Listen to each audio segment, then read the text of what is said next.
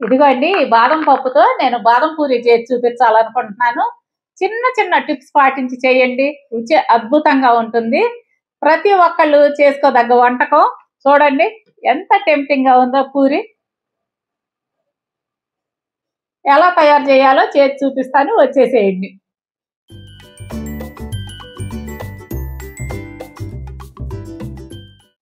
Hi అండి. ఎలా ఉన్నారు? అందరూ బాగున్నారా? మేము బాగున్నాం అమ్మా. మీరందరూ కూడా చాలా చాలా బాగుండాలని ఆ భగవంతుడిని మనస్ఫూర్తిగా కోరుకుంటూ ఈరోజు వచ్చేసరికి మంచి స్వీట్ ఒకటి చేసి చూపించాలనుకుంటున్నాను. చాలా ఈజీగా చేసుకోవచ్చు. దానికి తగ్గట్టు టేస్టీగా కూడా ఉంటుంది. అదేంటంటే బాదం పూరి అన్నమాట. చాలా బాగుంటుంది. పక్కా కొలతలతో చేసి చూపిస్తాను, చూడండి. సరేనా? అదే విధంగా మా వీడియోస్ మీకు నచ్చినట్లయితే లైక్ చేయండి, షేర్ చేయండి. కొత్త వాళ్ళైతే కనుక తప్పకుండా సబ్స్క్రైబ్ చేసుకోండి. సరేనా? ఈ వీడియో ఎవరికన్నా ఉపయోగపడిద్ది అనుకుంటే కనుక ఒక లైక్ ఇచ్చి షేర్ చేయండి. వచ్చేసేయండి వీడియోలోకి. ఈ స్వీట్ తయారు చేయడానికి ముందుగా కావాల్సింది మనకి బాదం పప్పు అండి. ఈ బాదం పప్పు వచ్చేసరికి నేను అర్ధగంట ముందు వేడి నీళ్ళలో నానబెట్టుకున్నాను అన్నమాట. ఇప్పుడు నానితే గనక ఇదిగోండి పై పొట్టు ఈజీగా వచ్చేస్తుంది.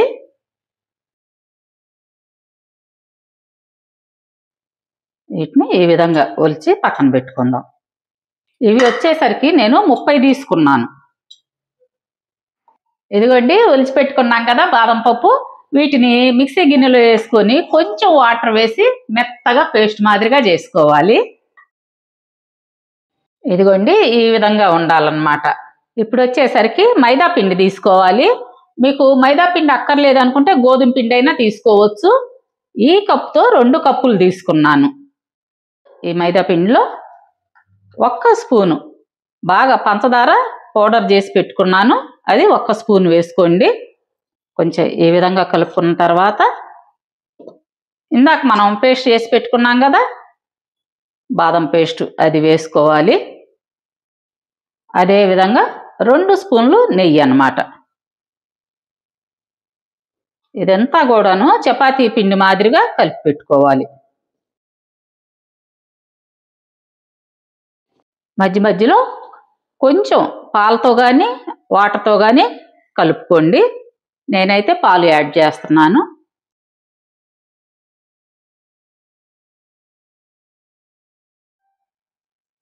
ఈ విధంగా చపాతీ పిండి మాదిరిగా కలుపుకున్న తర్వాత కొంచెం నెయ్యి అప్లై చేసుకొని మూత పెట్టి ఒక అర్ధగంట పక్కన ఉంచేద్దాం.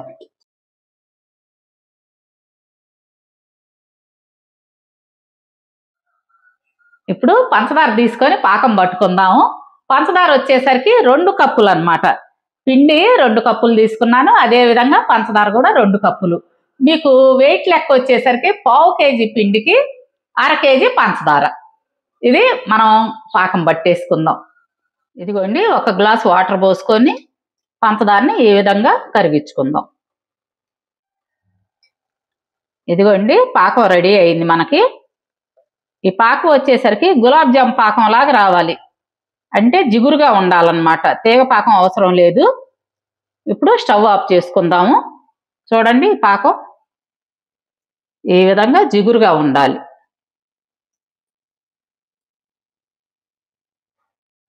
స్టవ్ ఆఫ్ చేసుకున్న తర్వాత కొంచెం 2 డ్రాపులు నెయ్యి వేసుకోండి. ఎందుకంటే నెయ్యి వేస్తే పాకం రుచిగా ఉంటుంది. అదేవిధంగా కుంకుమ పువ్వు రేకలు వేసుకోండి. మీ దగ్గర కుంకుమ పువ్వు లేదు అంటే కలర్ కావాలనుకుంటే కనుక ఫుడ్ కలర్ వాడుకోండి. లేదంటే ఇదే విధంగా వదిలేయచ్చు అన్నమాట, ఏమి వేయకుండా అయినా. ఇప్పుడు అర్ధగంట అయిపోయిందండి. పిండి నానింది. వీటిని ఉండల మాదిరిగా చేసుకుందాము. మీరు పూరి సైజుని బట్టి ఈ బాల్స్ రెడీ చేసుకోండి. ఈ విధంగా అన్ని బాల్స్ తయారు చేసుకొని మనం ఒక్కో బాల్ తీసుకుంటా మనం పూరి చేసుకోవాలి. ఈ విధంగా మూత పెట్టండి, అంటే ఆరిపోకుండా ఉంటాయి అన్నమాట.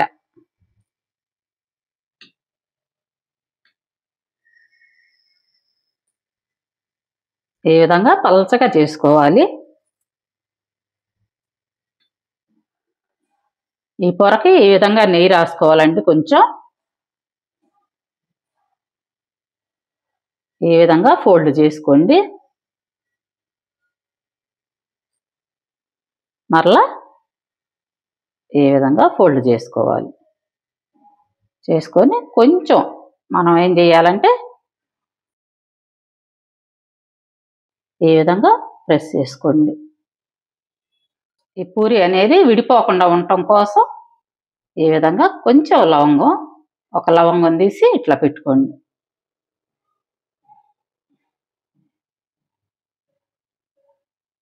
అన్నీ కూడా ఇదే విధంగా రెడీ చేసుకుందాము.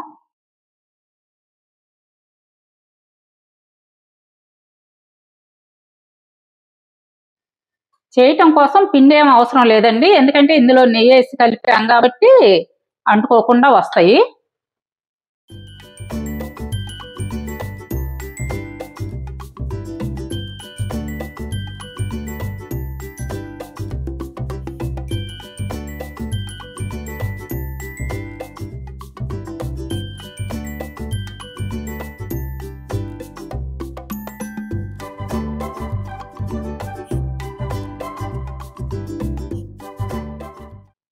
చాలా ఈజీ అమ్మా చేసుకోవటం కూడాను.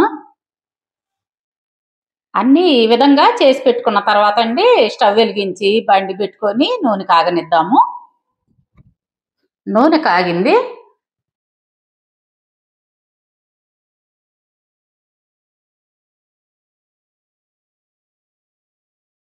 ఇదిగోండి ఈ విధంగా చూడండి పొరలు ఎలా విచ్చుకుంటున్నాయో.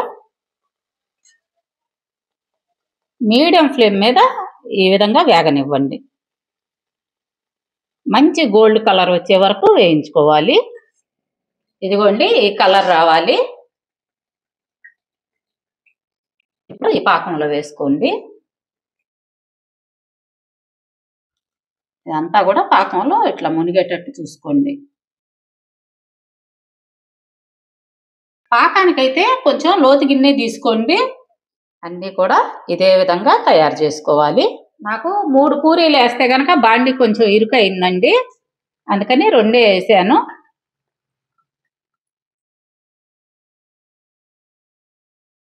రెండైతే పాకం గిన్నెలో కూడా ఫ్రీగా పట్టినాయి అనమాట. ఇందాక 3 వేసేసరికి కొంచెం ఇరుకు అనిపించింది.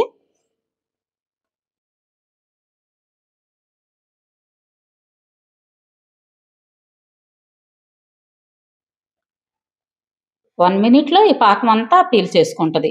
ఒకవేళ మీకు ఈ పాకం చిక్కబడింది అనుకుంటే మళ్ళీ పొయ్యి మీద పెట్టి కొంచెం వేడి చేసుకోండి. అన్నీ కూడాను ఇదే విధంగా తయారు చేసుకుందాం.